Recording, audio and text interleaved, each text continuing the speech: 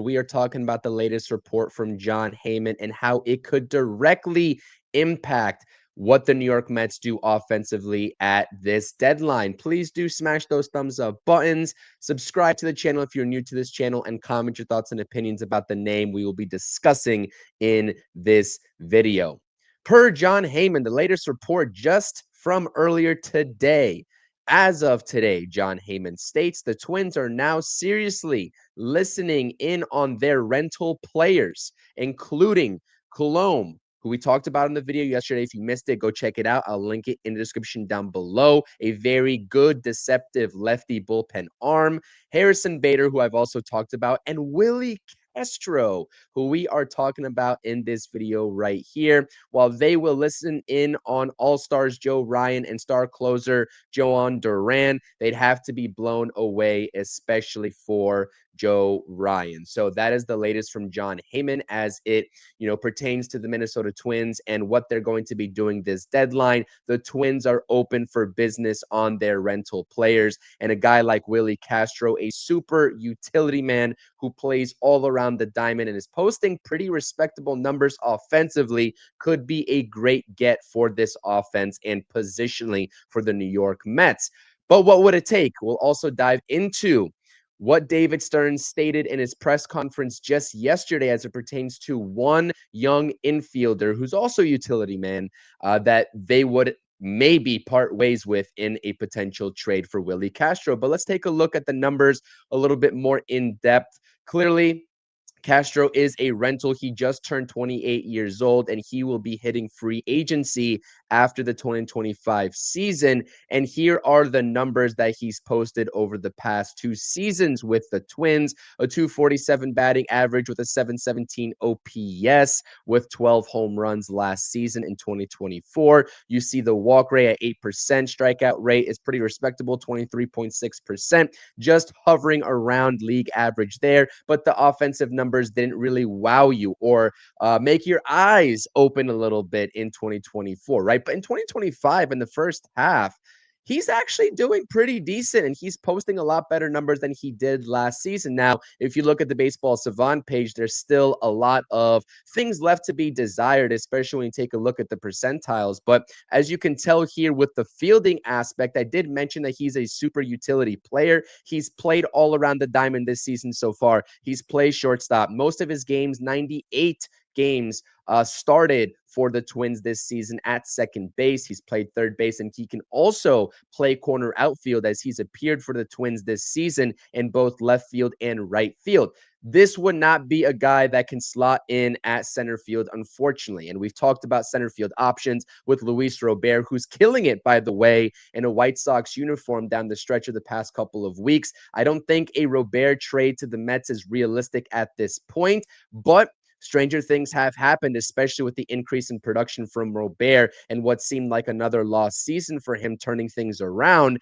And also Cedric Mullins, who I've talked about on the channel. I've talked about a lot of names on the channel. So again, if you are new to this channel, make sure to smash that subscribe button to go ahead and not miss out on any future content pertaining to this Mets season and also the MLB trade deadline and what the Mets might do. But again, the arm strength with Willi Castro is absolutely there. Some of the range, especially in the outfield, is to be desired. Willi Castro doesn't have all that great of speed, especially as it equates to stolen bases. He's got 8 stolen bases so far in the 2025 campaign. So when you stack that up with the name that we're going to be talking about on the next slide and who the Mets might give up for a potential trade of Castro, that is definitely going to be a drop-off. But look at the overall offensive numbers. This is where you get better, especially looking at the 2025 splits for Willi Castro.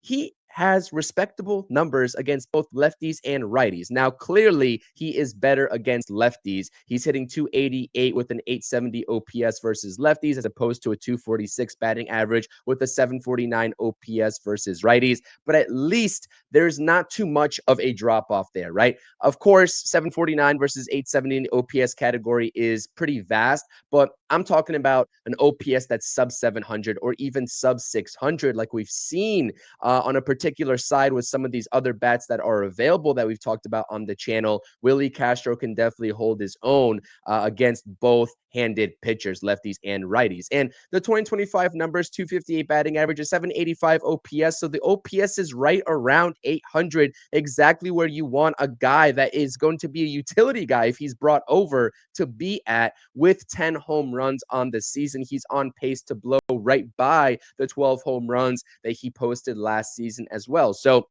you're still getting a little bit of the long ball there. And with Cedric Mullins, I understand we've talked about, Castro not being that center field option like Cedric Mullins was.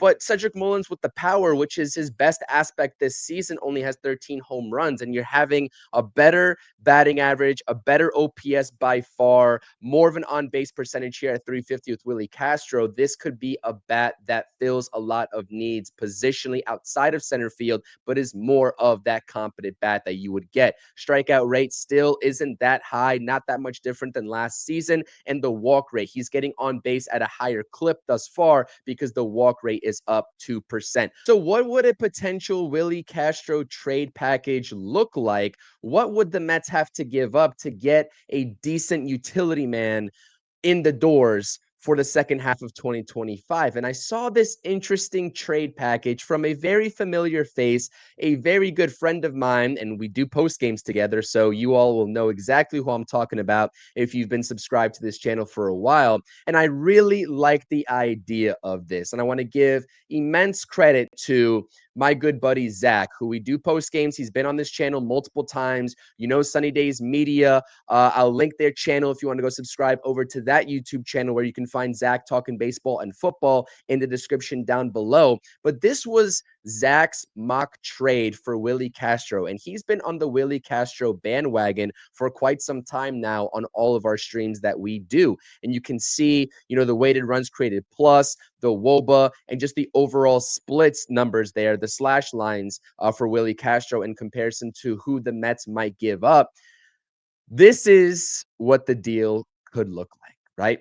Mets fans, as you all know, all opinions are welcome. Hit the comment section down below. Do you say yes or no to this if you are the New York Mets and David Stearns, if this would be the deal?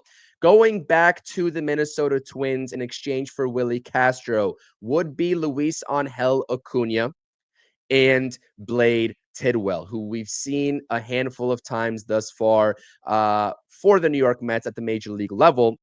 We know there's a lot of struggles there for Blade Tidwell in AAA. There have been struggles in the past for Luisangel Acuna in AAA, but Luisangel Acuna is on the roster, and his role is limited, even though he's gotten a couple of starts here in the past couple of days and has looked a lot better at the plate. There is no denying with this Mets team right now that there is a surplus of infield talent. And David Stearns was very sure, and he didn't name any players, right, specifically, but said that there could be an option to part ways with some of that infield depth at the major league level that the Mets have right now. And if you just take some context clues with the lack of playing time overall this season, given the lack of production from Luisangel Acuna, my mind goes immediately to that name, Luisangel Acuna, who, by the way, I am a very big fan of. I was a very big proponent of Luisangel Acuna making the roster out of spring training and competing for that second base job with Brett Beatty at the time. And at one time, he did win that job. But all in all, the approach just hasn't been there. And you see the overall numbers. He's batting 242, and on-base percentage is not even at 300, but he does provide the stolen bases at 11, and he's been utilized in that role, a late defensive replacement, a late game pinch runner to swipe a bag and get in scoring position. That's what Luisangel Acuna's role has been limited to thus far. So if you're telling me that you can go out there and get a competent super utility bat that knows how to play the corner outfield positions just in case Brandon Nimmo has to take a day off, or Juan Soto the same thing, and one of them is DHing, but can also play second base when Jeff McNeil needs to slide over in center field. If the Mets don't add a center fielder, Willi Castro is the perfect guy to do so. So this would be it.